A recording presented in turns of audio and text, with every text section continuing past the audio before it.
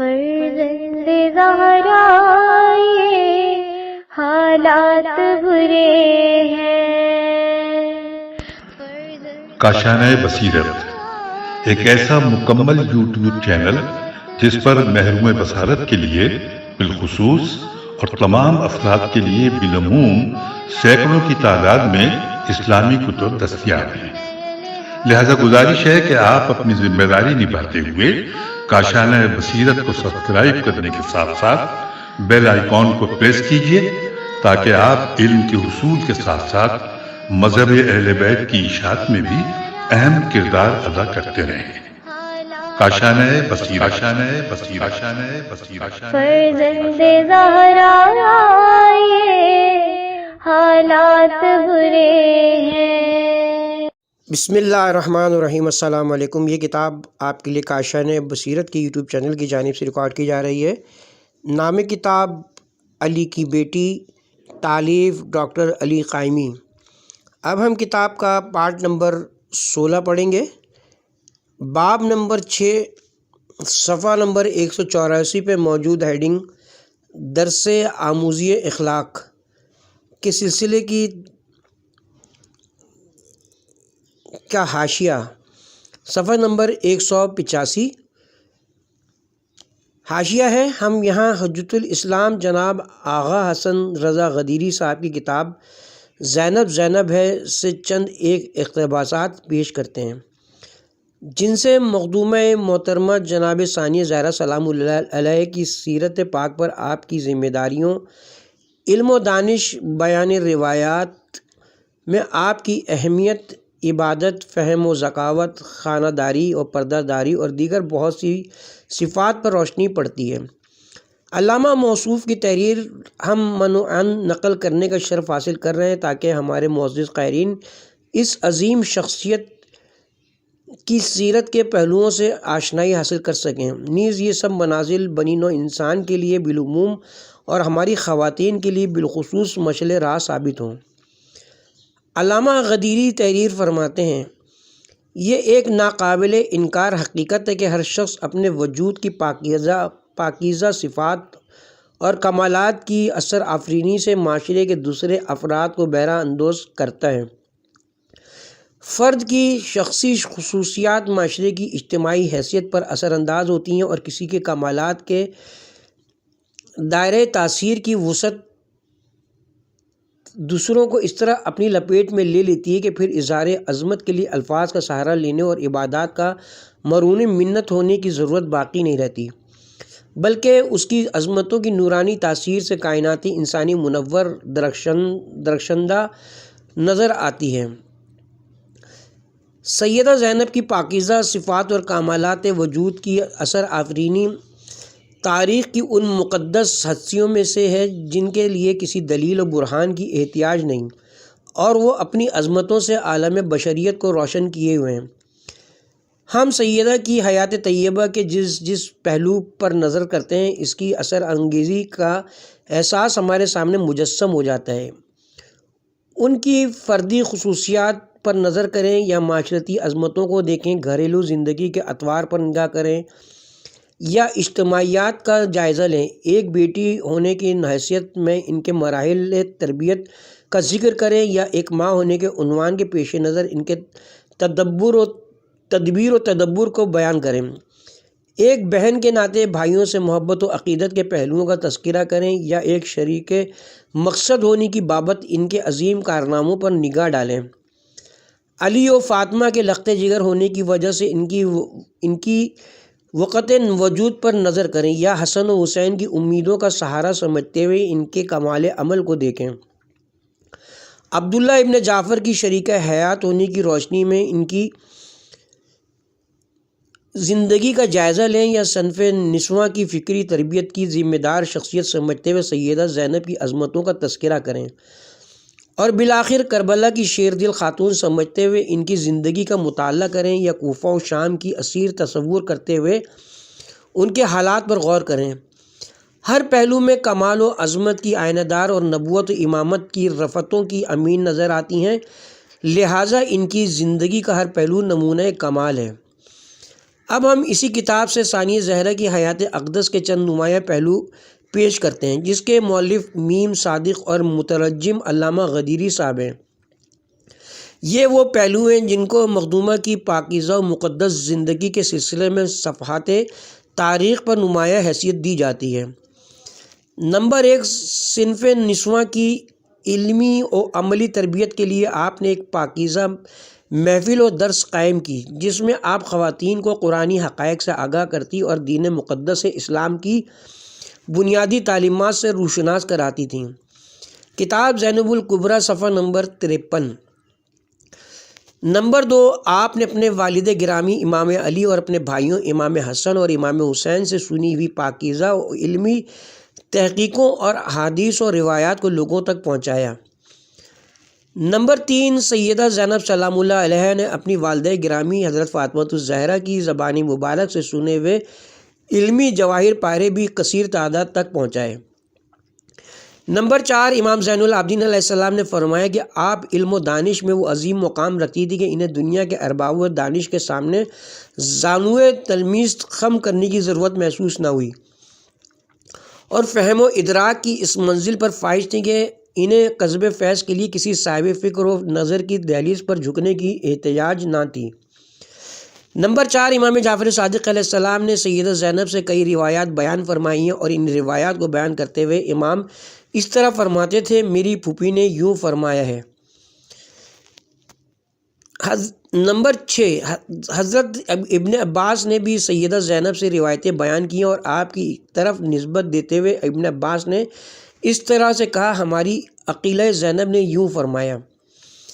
Number 7، امام زین العابدین علیہ السلام نے فرمایا: جب ہمیں کوفہ و شام تک کے کٹھن راستے طے کرنے پر مجبور کیا گیا تو اس سفر میں میری پھوپھی زینب نے اپنی واجب نمازیں کھڑے ہو کر اور بعض مقامات پر بیٹھ کر ادا کیں، اور میں نے اس کا سبب دریافت کیا تو حضرت زینب نے فرمایا کہ 3 دن کی مسلسل بھوک، پیاس اور کمزوری کی شدت کی وجہ سے میں نے بعض مقامات پر نمازیں بیٹھ کر پڑھی ہیں۔ نمبر 8، سیدہ زینب رات کو باقاعدگی سے نماز تہجد ادا کرتی اور قرآن مجید کی تلاوت آپ کا معمول تھا، یہاں تک کہ آپ نے اپنی زندگی کی مصیبت بھری راتوں یعنی 10ویں اور 11ویں محرم کی راتوں میں بھی اپنے معمول میں فرق نہ آنے دیا۔ نمبر 9، امام زین العابدین علیہ السلام نے بیان کیا کہ میری پھوپھی زینب نے ان تمام سخت تکلیفوں کے دوران جو شام کے خوفناک سفر میں ہم پر آئیں، کبھی رات کے نوافل اور مستحب نمازوں کو ترک نہیں کیا۔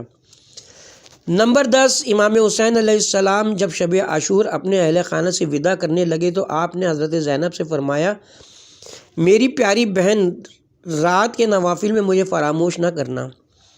نمبر 11، یحییٰ مازنی نے بیان کیا کہ میں عرصہ دراز تک امیر المومنین علی علیہ السلام کے پڑوس میں رہا، اور میرا گھر اس گھر کے بہت نزدیک تھا جس میں سیدہ زینب رہتی تھی۔ مجھے قسم ہے اس ذات ذوالجلال کی جس نے مجھے پیدا کیا، میں نے اس معظمہ کو نہ کبھی دیکھا اور نہ ہی ان کی آواز سنی، اور جب کبھی وہ مقدورِ عصمت اپنے جد بزرگوار حضرت رسول خدا کے حرم اطہر کی زیارت کے لیے جانا چاہتیں تو رات کی تاریکی میں گھر سے باہر نکلتیں، جبکہ امام حسن اور امام حسین ان کے دائیں و بائیں جانب ہوتے اور حضرت علی آگے آگے چلتے ہوئے حرم مطہر تک پہنچتے تھے، اور جو ہی قبر مطہر تک پہنچتے تو امیر المومنین آگے بڑھ کر حرم میں جلتے ہوئے چراغوں کو ڈھانپ دیتے تھے۔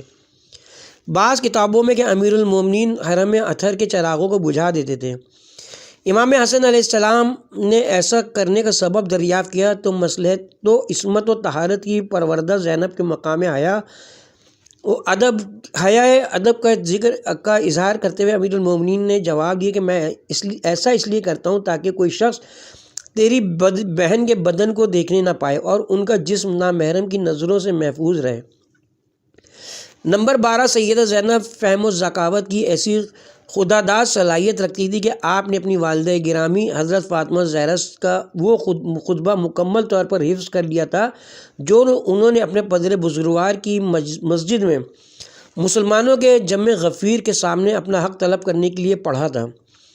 نمبر 13، جب سیدہ زینب اپنی ازدواجی زندگی کا آغاز کرتے ہوئے جناب عبداللہ ابن جعفر کے گھر میں آئیں تو خداوند عالم نے سیدہ کے وجود کی برکت سے عبداللہ ابن جعفر کو اپنی نعمتوں سے مالا مال کر دیا اور انہیں رزق وسیع، اولاد صالح اور سکون و اطمینان کی بے شمار نعمتوں سے نوازا، یہاں تک کہ ان کا گھر فقراء اور مساکین کے لیے ایک عظیم سہارا بن گیا اور ان کی مملوکہ اراضی سرسبز و شاداب ہونے کے ساتھ ساتھ پھلوں اور میووں سے بھر گئی۔ یہ سب کچھ اس پاک دامن موضوعہ کے مقام و تقدس اور وجود مبارک کا اثر تھا۔ کتاب زینب ہے، صفحہ نمبر 13 تا 16۔ یہاں پہ یہ حاشیہ اپنے اختتام کو پہنچا اور کتاب کی طرف واپس چلتے ہیں۔ صفحہ نمبر 186 باب 6۔ نمبر 3، ثانیہ زہرا کا مقام صبر و رضا۔ ثانیہ زہرا کی عظمت آپ کے جذبہ صبر و رضا سے بہت اچھی طرح ثابت ہے۔ آپ کا صبر وہ صبر نہیں جس کے اختیار کرنے کے لیے ہر زبوں حال و پریشان آدمی مجبور ہوتا ہے اور جسے مصائب و تکالیف کو قبول کیے بغیر کوئی چارہ نہیں ہوتا۔ آپ کا صبر فعال اور با ہدف سوچا سمجھا ہوا اصولی اور ایسا صبر ہے کہ اگر دنیا بھر کے ارباب بھی سیاست اس معیار کو اختیار کرنا چاہیں تو مجبور و ضعیف دکھائی دینے لگیں۔ سیدہ زینب اس ہستی کی مالکہ ہیں جو اپنے پورے وجود و عزم کے ساتھ جب دشمن کے ظلم و طغیان کے مقابل کھڑی ہوئیں تو اس قدر بلند قامت نظر آئیں اور ایسی استقامت کا اظہار کیا کہ تاریخ انسانیت آپ کے سامنے حیرت زدہ رہ گئی۔ یہ ایسا واقعہ و اصلیت ہے جس کا اعتراف کیے بغیر چارہ نہیں۔ ثانیہ زہرا کے طرز عمل، متانت، بردباری کو اگر تعصب دینی کو بالائے طاق رکھ کر دیکھا جائے تو انسان حیرت زدہ ہو کر اپنی شکست قبول کرنے پر آمادہ ہو جاتا ہے۔ مصائب و آلام کے مقابلے میں آپ کا تحمل فولاد کی طرح مضبوط اور آپ کا وقار و حوصلہ ایک پہاڑ کی طرح مستقل نظر آتا ہے۔ آپ کو جاہل اور ناواقف لوگوں کے ہجوم میں جو حماقت کے سمندر میں غرق اور بے خبری کا شکار تھے، جابر و چالاک و ظالم افراد کے نرغے میں جانا پڑا، جہاں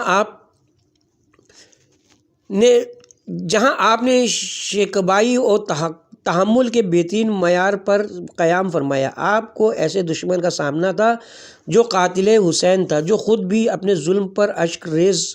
عمر بن سعد نے سیدہ زینب کے شہادت امام حسین علیہ السلام کے سلسلے میں عتاب آمیز کلمات سنے تو وہ خود رونے لگا اور اس کے لیے اپنے آپ کو معذور جانتا تھا، لیکن آپ نے سوائے راہ صبر اختیار کرنے کے ان پر کسی طرح اپنے وجدان کے ذریعے عذاب کی خواہش نہ کی۔ تاریخ کا فیصلہ۔ ثانیہ زہرا کے بارے میں تاریخ کا یہ حتمی فیصلہ ہے کہ آپ حلیمہ اور بردبار خاتون تھیں اور صبر و رضا کے مقام پر آپ بے نظیر اور ممتاز حیثیت کی مالکہ ہیں۔ علامہ اسد حیدر کہتے ہیں، مقام صبر، جہاد و استقامت کے مواقع پر طوفان مصائب میں ثانیہ زہرا اس قدر استوار و ثابت قدم تھیں جس طرح تیز آندھی کے مقابلے میں پہاڑ مستقل ہوتا ہے۔ مصائب و آلام کو رضائے پروردگار کی خاطر برداشت کرتی ہیں اور تمام دشواریوں کو راہ خدا میں جہاد جان کر اعلیٰ کلمۃ اللہ قرار دیتی ہیں۔ کتاب مال حسین و نہضہ، صفحہ نمبر 294۔ آپ کے کردار عظیم کا یہ ایسا پہلو ہے جس کی بہت سے غیر مسلم مصنفین نے بھی تائید کی ہے۔ ثانیہ زہرا کے صبر و رضا کی انتہا یہ کہ ایک بزرگ کے قول کے مطابق اگر یہ مصائب کسی پہاڑ پر وارد ہوتے تو وہ پھٹ کر ٹکڑے ٹکڑے ہو جاتا، لیکن سیدہ زینب کی کیفیت یہ ہے کہ آپ کے پائے استقلال میں کہیں لرزش نہیں آتی۔ آپ اپنی زندگی میں بچپنی سے ایسے حساس مرحلوں سے گزری جن کی عظمت دنیا بھر کو واقع کربلا میں روز عاشور نظر آتی ہے۔ جس شخص نے بھی واقعات روز عاشور کا مطالعہ کیا ہے اسے وہاں دو نمایاں صورتیں نظر آئیں گی، ایک امام حسین علیہ السلام اور دوسری جناب سیدہ زینب سلام اللہ علیہا۔ دنیا حیران ہے کہ کیسے ممکن ہے کہ کوئی شخص ایسے مصائب جانکا سے گزرے جن میں تیر و نیزہ و شمشیر کے زخموں سے چور ہو، پیاس کا بے انتہا غلبہ ہو، خاک و خون میں غلطہ ہو، اور پھر اس کے منہ سے الہی رضا برضا لک، یا اللہ میں تیری رضا پر راضی ہوں کا جملہ سنائی دیتا رہے، اور اسی طرح وہ اپنا سر قربان کر دے۔ عالم انسانیت انگشت بدنداں ہے کہ ایسی خاتون کا وجود کیسے ممکن ہوا جو ان تمام مصائب و آلام کو مشاہدہ کرتی ہیں اور اپنے دوران اسیری اپنی ذات کے بارے میں کوئی حرف شکایت کسی موقع پر نہیں لاتی، جس کی تمام گفتگو اس کے ہدف و مقصد کے عین مطابق ہوتی ہے، اور کسی موقع پر جس کے عز و ذوف کا اظہار نہیں ہوتا۔ ثانیہ زہرا کے صبر و رضا کا مقام، ممکن نہیں کہ ہم ثانیہ زہرا کے صحیح و اصلی مقام صبر و رضا کا اندازہ یا اس کا ذکر کر سکیں۔ مختصراً صرف اس کے نمونے کی ایک جھلک دکھانے کی کوشش کریں گے۔ آپ ذرا سیدہ زینب کے بارے میں تصور پیدا کرنے کی کوشش کریں۔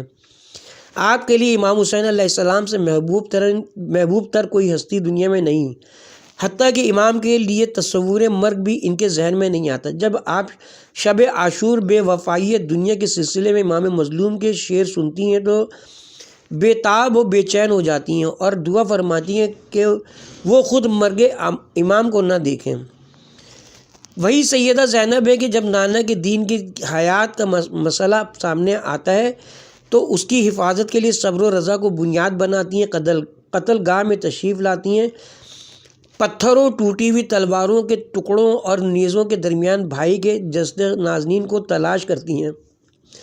بھائی کی سربریدہ لاش کے قریب نہایت ادب کے ساتھ دو زانو بیٹھتی ہیں، اپنے دونوں ہاتھ اس بے سر کے نیچے گزار کے اپنے سینے تک اٹھاتی ہیں اور رب العزت کے حضور اس طرح مناجات پیش کرتی ہیں: مقتل الحسین علیہ السلام مکرم، اللہم تقبل منا ھذا القربان، خدا بندہ ہماری اس قربانی کو قبول فرما۔ ایک اور روایت میں کہ فرماتی ہیں: خدا بندہ اپنی عظمت کے مقابلے میں ہماری اس قلیل قربانی کو قبول فرما۔ کیا آپ اندازہ کر سکتے ہیں کہ شہزادی کی اس طرز عمل میں کس قدر عظمت پوشیدہ ہے، اور اس عمل سے بارگاہ پروردگار میں آپ کے خضوع و خشوع کا کتنا عظیم معیار دکھائی دیتا ہے۔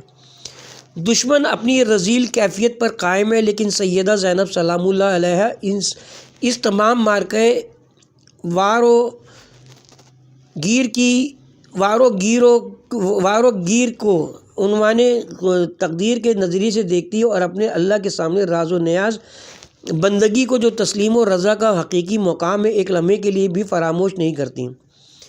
صبر کی کیفیت اس وقت اہم ترین مسئلہ تحقیق مقابلہ حالات میں استقامت کا معیار و فکر ہے۔ بعض اوقات دوران زندگی ہم بعض ایسے مصائب سے دو چار ہو جاتے ہیں کہ سوائے صبر و تحمل کے کوئی چارہ باقی نہیں رہتا۔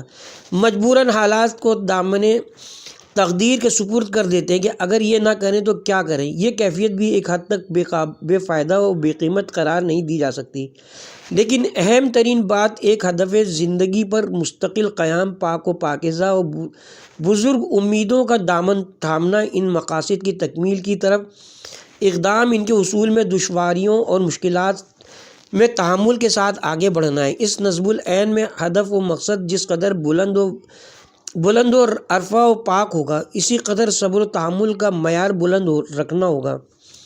ہمیں سیدہ زینب اور امام حسین علیہ السلام کی صبر و استقامت کو اس اصول پر جانچنا ہوگا۔ سیدہ زینب نے جس روز سید الشہداء علیہ السلام کے ساتھ سفر کا آغاز کیا، اسی روز سے جانتی تھی کہ اس سفر میں کیسے توہین آمیز و صبر آزما واقعات سے گزرنا ہوگا اور کیسے مصائب و آلام کا سامنا کرنا پڑے گا۔ آپ نے سب کچھ دل و جان سے قبول کیا اور آگے بڑھتی گئیں۔ آپ نے یہ سب کچھ برداشت کیا اور نتائج کو رضائے پروردگار عالم کے سپرد رکھا۔ آپ جانتی تھی کہ ذلیل دشمن سے احتجاج کا نتیجہ درے کھانا، بھوکا رہنا، عزیزوں اور کمسن بچوں کی آہوزاری کو برداشت کرنا ہوگا۔ آپ نے یہ سب کچھ برداشت کیا۔ ثانیہ زہرا کم طاقت و کم حوصلہ ہستی کی مالک نہ تھیں کہ میدان چھوڑ دیتیں، اپنے احساسات کے تحت گریاں نہ ہوئیں کہ بے حد و حساب نالہ و فریاد بلند کرتیں یا بدقسمتی پر نالہ ہوتیں۔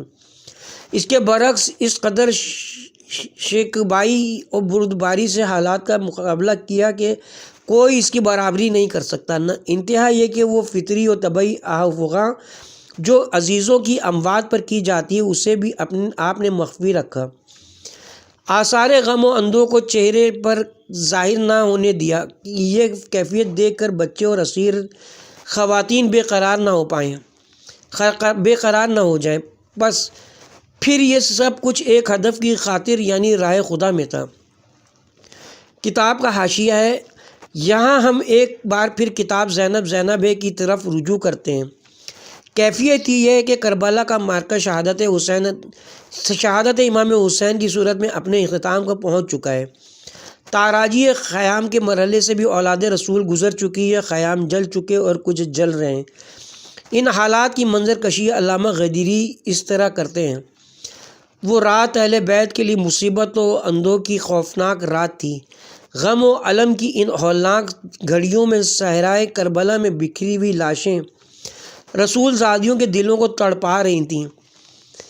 حزن و کرب کی اس خوفناک رات میں زینب کا امتحان صبر نہایت مشکل صورت اختیار کر چکا تھا، لیکن غم و الم کی شدت اور خوف و وحشت کے عالم میں علی کی بیٹی نے استقامت و پائیداری اور صبر و تحمل کی مثال قائم کر دی، اور مصائب و آلام کی تند و تیز آندیاں زینب کے پائے استقلال میں لرزش پیدا نہ کر سکیں۔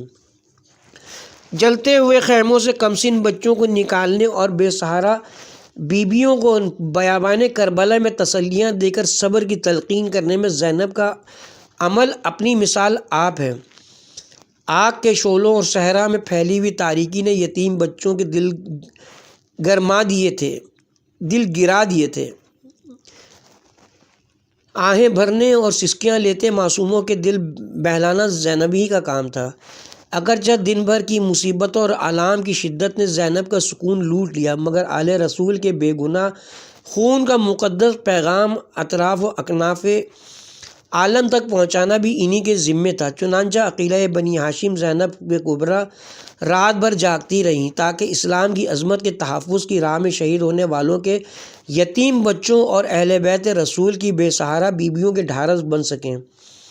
زینب کے صبر و استقامت، عزم و استقلال اور بارگاہ الہی میں اخلاص بندگی کی عظمت کے لیے یہی کافی ہے کہ مصائب و آلام کی سخت ترین رات میں بھی علی کی بیٹی نے نماز تہجد ترک نہ کی، بلکہ ہمیشہ کے معمول کے مطابق عبادت الہی کو انجام دیا اور خدا سے صبر و استقامت کی دعائیں مانگی۔ البتہ کئی دنوں کی تھکاوٹ اور کئی راتوں کی بیداری نے زینب کو نڈھال کر دیا تھا، جس کی وجہ سے اس رات کو آپ نے نماز شب بیٹھ کر ادا کی۔ کتاب زینب زینب صفحہ نمبر 212-213۔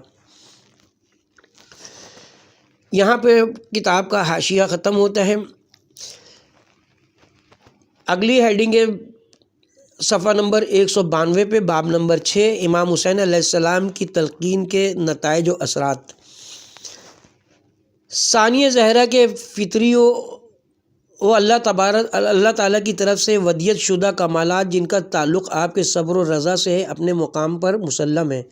ان کیفیات کے علاوہ دوسری چیز آپ کے والدین بزرگوار، مادر گرامی اور برادران عالی وقار بالخصوص امام حسین علیہ السلام سے حاصل شدہ تربیتی اسباق کے اثرات ہیں۔ سیدہ زینب کی جناب سید الشہداء علیہ السلام کے مقام ولایت سے پیوستگی، حضرت کے واقعات و دور شہادت و قربانی کے زمانے میں شہزادی کے حاصل کردہ مقام صبر بہت زیادہ اہمیت اور آپ کے طرز عمل میں بنیادی کیفیت کے حامل ہیں۔ شب عاشور کو جب امام حسین نے ثانیہ زہرا کی بے چینی اور بے تابی مشاہدہ فرمائی تو اپنی بہن کے لیے نصح اور صبر آزما کلمات بیان فرمائے۔ ارشاد فرمایا، بہن زینب، جان لو اور یقین کر لو کہ اہل آسمان اور اہل زمین سب موت سے ہمکنار ہوں گے، سوائے ذات خدائے واحد کوئی بقا و حیات جاویدانی نہیں رکھتا۔ نتیجہ کلام میں حضرت نے کلمات معوذہ ارشاد فرمایا کہ شیطان لعین شہزادی کے ہاتھ سے شہزادی کے ہاتھ سے دامن صبر و حلم نہ چھڑا دے۔ پھر آپ نے اپنا دست مبارک اپنی بہن کے سینہ اقدس پر رکھا، جس سے صبر و حلم کی ایک دنیا نے بہن کے پیکر میں نفوذ کیا، یہاں تک کہ سیدہ زینب نے اپنے آنسو پوچھ ڈالے اور وعدہ کیا کہ اب وہ ہر حال میں صبر کریں گی۔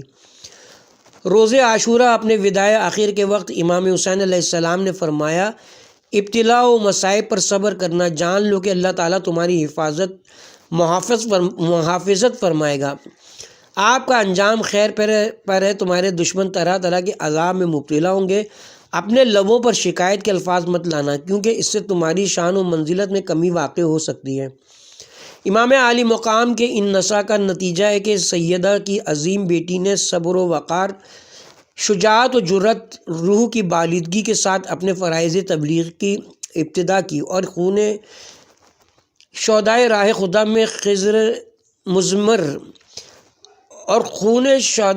خدا میں مضمر پیغام دین کو اختتام تک پہنچایا۔ آپ نے ہر قسم کے ظلم و جبر کو برداشت کیا، لیکن رضائے پروردگار کے خلاف ایک لفظ بھی زبان سے نکلنے نہ دیا۔ ہر قسم کے اندو و الم کا سامنا کیا، لیکن کہیں حرف شکایت دہن مبارک سے نہ نکلا۔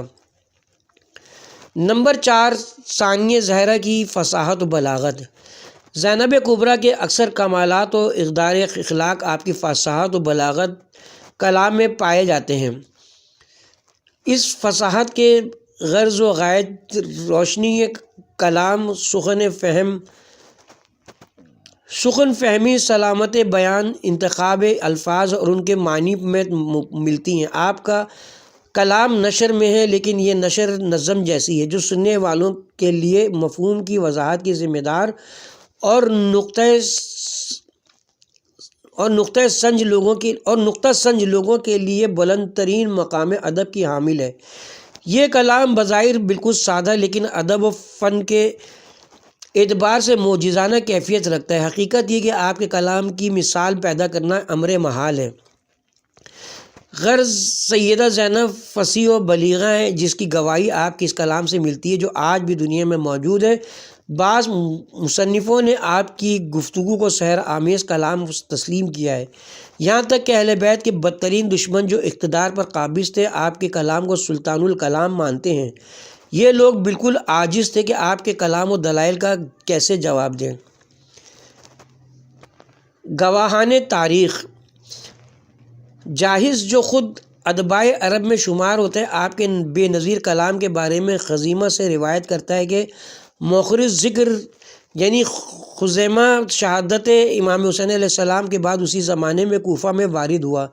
جب اسیران آل رسول بھی کوفہ پہنچے تھے، وہ کہتا ہے کہ میں نے سیدہ زینب سلام اللہ علیہ کے خطاب کو سنا۔ میں نے کبھی کسی اسیر و گرفتار و بلا و مصیبت خاتون کو آپ سے بہتر خطیب نہیں پایا۔ آپ اس طرح گفتگو فرما رہی تھی کہ گویا الفاظ زبان حضرت علی علیہ السلام سے نکل رہے ہیں۔ کتاب کا حاشیہ ہے نیز ملاحظہ و کتاب کربلا کی شیر دل خاتون مطبوعہ امامیہ مشن لاہور، تحریر ڈاکٹر عائشہ بنت الشاطی مصری۔ کتاب حاضہ کے مندرجہ ذیل اقتباسات ملاحظہ ہوں۔ حضرت علی علیہ السلام کے فلسفہ الہیات، فلسفہ زندگی، فلسفہ معاشرت اور تحریر و تقریر سے خاتون کربلا پوری طرح مستفید ہوئیں۔ واقعہ کربلا کے بعد اسیری کی حالت میں آپ کی ہوشربا تقریر پر خزیمہ اسدی نے برجستہ تبصرہ کیا تھا کہ ایسا معلوم ہو رہا تھا کہ خاتون کربلا کے باپ حضرت علی تقریر فرما رہے تھے۔ حضرت علی سے مشابہت پر سامعین کے ذہن کا ادھر متوجہ ہونا غیر معمولی مناسبت کی وجہ سے تھا۔ حضرت علی اور خاتون کربلا دونوں کی فکری یک رنگی سے صحیح واقفیت ہی پتہ لگا سکتی کہ باپ بیٹی کا ذہنی تعلق کتنا شاندار تھا۔ کوفے میں امیر المومنین نے اپنے عہد حکومت میں سینکڑوں تقریریں کی تھیں۔ کوفے میں ثانیہ زہرا کی تقریر پر اہل کوفہ کا تبصرہ کہ اس میں علی کا رنگ جھلک رہا ہے۔ حقیقت پر مبنی تبصرہ ہے صاحب کتاب آگے چل کر لکھتے ہیں صفحہ نمبر 38 پہ، جس کے پہلو میں حشر ہوتا ہے، اس کے منہ میں زبان نہیں ہوتی، لیکن ایسی حالت میں ثانیہ زہرا نے زلزلہ فگن تقریریں کی، صاحب اقتدار دشمن کا منہ توڑ جواب دیا۔ اس اسیری، اس تشدد، اس مجبوری کے عالم میں ثانیہ زہرا نے دنیا کو آزادی ضمیر، آزادی روح کا زندہ و پائندہ پیام دیا، شہادت کا فلسفہ بیان کیا، شہادت امام حسین کے متن اور اس کی شرح سے دنیا کو آشنا کیا۔ صفحہ نمبر 72، بنا لیتا ہے موج خون دل سے ایک چمن اپنا، وہ پابند قفس جو فطرتاً آزاد ہوتا ہے۔ حضرت زینب سلام اللہ علیہ کی شخصیت کو ان کے بیان کی فصاحت اور قوت گویائی سے سمجھنا چاہیے۔ کربلا، کوفہ و دمشق، دربار ابن زیاد اور مجلس یزید کی تقریروں نے ان کو جیسا کہ چاہیے پہچنوایا۔ یہ خطبے جرت و استقلال، شجاعت و استقامت، سربلندی اور علو نفس کے آئینے ہیں جس میں جناب زینب کی مکمل تصویر نظر آتی ہے۔ دربار یزید میں حضرت زینب کے موقف پر مورخین اظہار حیرت اور استعجاب کرتے ہیں۔ ابن حجر کتاب اصابہ جلد نمبر 8 صفحہ نمبر 100 میں جناب زینب کے دل کی مضبوطی اور قوت استدلال پر حیرت کا اظہار کرتے ہیں۔ جاہز البیان و تسنین میں خزیمہ اسدی سے روایت کرتے ہیں کہ جناب حسین کی شہادت کے بعد میں کوفے گیا تو جناب زینب سے بہتر تقریر کرنے والا میں نے کسی کو نہیں پایا۔ یہ معلوم ہوتا تھا کہ گویا حضرت علی کی زبان جو ان کے دہن سے بول رہی تھی۔ ہم جناب زینب کو دیکھتے ہیں کہ لطف اور مہربانی میں اپنی ماں کی طرح اور علم و پرہیزگاری میں اپنے باپ کی مانند ہیں۔ بعض روایات بتلاتی کہ ان کی ایک علمی انجمن تھی جس میں عورتیں ان کے پاس احکام دینی سیکھنے جایا کرتی تھیں۔ ان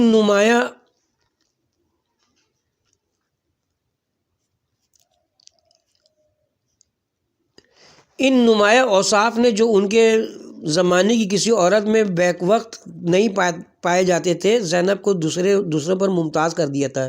اسی لیے ان کو عقیلہ بنی ہاشم کہتے تھے اور ان سے لوگ علم حدیث حاصل کیا کرتے تھے۔ ابن عباس ان سے حدیث نقل فرماتے تھے اور یہ کہتے تھے کہ ہماری عقیلہ زینب دختر علی نے یہ حدیث بیان کی، اور یہ لقب ان پر ایسا منطبق ہوا کہ وہ عقیلہ کے نام سے مشہور ہو گئی اور ان کی اولاد اس لقب کی طرف منسوب ہو کر بنی عقیلہ کہلاتی تھی۔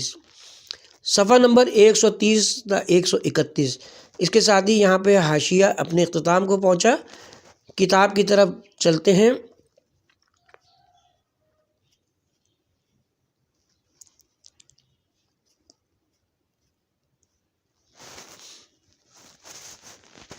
علامہ نیشا پوری سیدہ زینب کی کیفیت و عظمت و مقام کے بارے میں لکھتے ہیں کہ آپ کا کلام بہت روشن و پرشکوہ ہے۔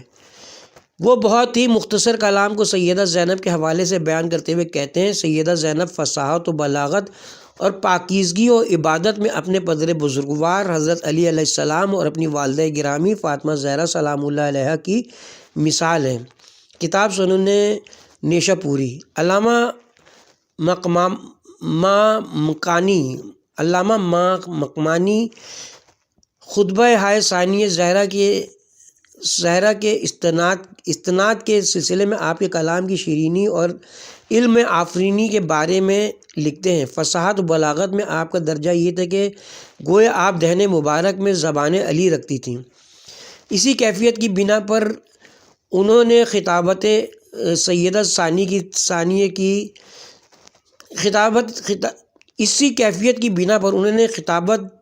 ثانیہ کی تحقیق کی، جبکہ وہ ان خطبات کی تلاش کر رہے تھے جو شہزادی کے دہن اقدس سے کوفہ و شام میں ادا ہوئے تھے۔